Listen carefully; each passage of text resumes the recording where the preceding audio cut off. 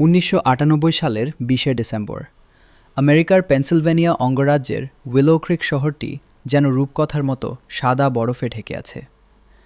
ক্রিসমাসের মাত্র 5 দিন বাকি। শহরের প্রধান রাস্তার দুই পাশের পাইন গাছগুলো রঙিন আলোয় সাজানো, কিন্তু সেই উজ্জ্বল আলোর নিচে যে অন্ধকার দানা বাঁধছিল তা কারোরই জানা ছিল না। 18 বছর বয়সী এলি ব্রুকস ছিল উইলো ক্রিকের উজ্জ্বলতম মুখ। শান্ত স্বভাবের, মেধাবী এবং স্থানীয় গির্জার কয়ারে গান গাইত সে। সেদিন রাত 8টার দিকে সে তার বন্ধু শারাহর বাড়ি থেকে নিজের সাইকেল দিয়ে বেরিয়েছিল।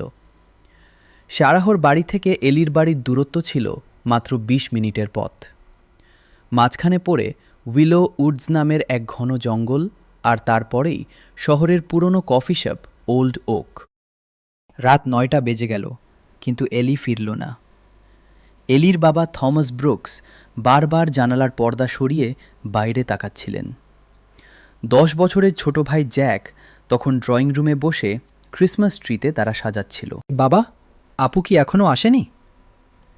জ্যাকের প্রশ্নে থমাসের কপালে ভাঁজ পড়ল। তিনি জানতেন তুষারপাত বাড়ছে, রাস্তা পিচ্ছিল, কিন্তু এলির দেরি করার কথা নয়। থমাস কোট গায়ে দিয়ে বাইরে বেরোলেন।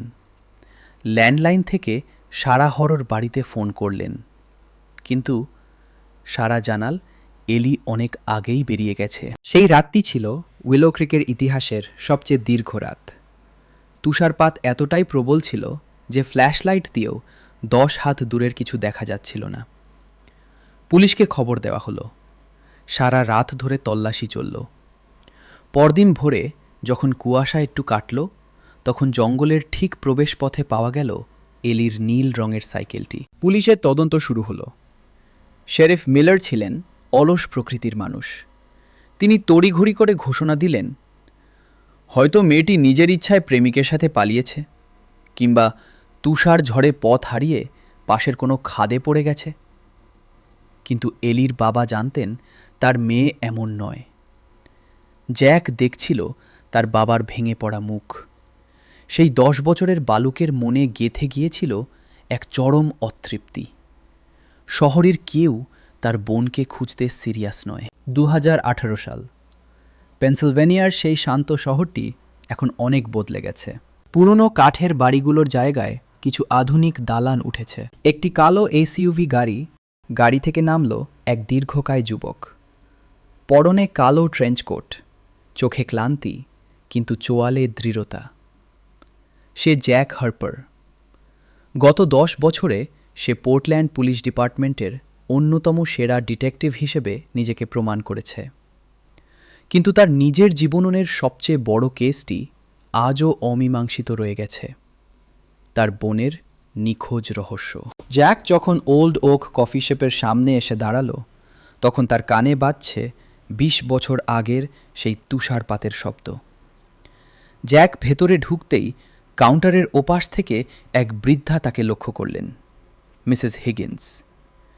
20 বছর আগে তিনিই শেষ মানুষ ছিলেন যিনি জঙ্গল থেকে বেরিয়ে আসা নীল সাইকেল আরোহী মেয়েটিকে দেখেছিলেন। 1 কাপ ব্ল্যাক কফি, চিনি ছাড়া। জ্যাকের কণ্ঠস্বর এখন আগের চেয়ে অনেক গম্ভীর। মিসেস হিগিন্স কফি এগিয়ে দিয়ে নিচু স্বরে বললেন, ফিরে আসাটা ঠিক হয়নি জ্যাক।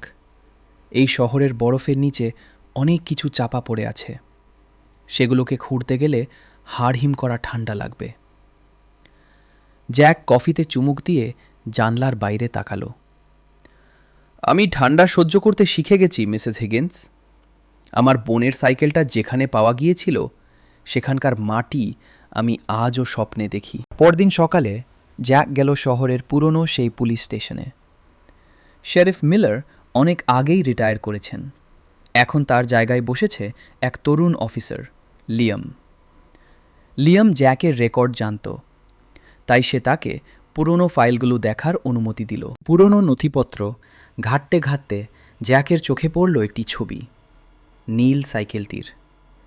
কিন্তু একটা বিষয় 20 বছর আগে কেউ খেয়াল করেনি।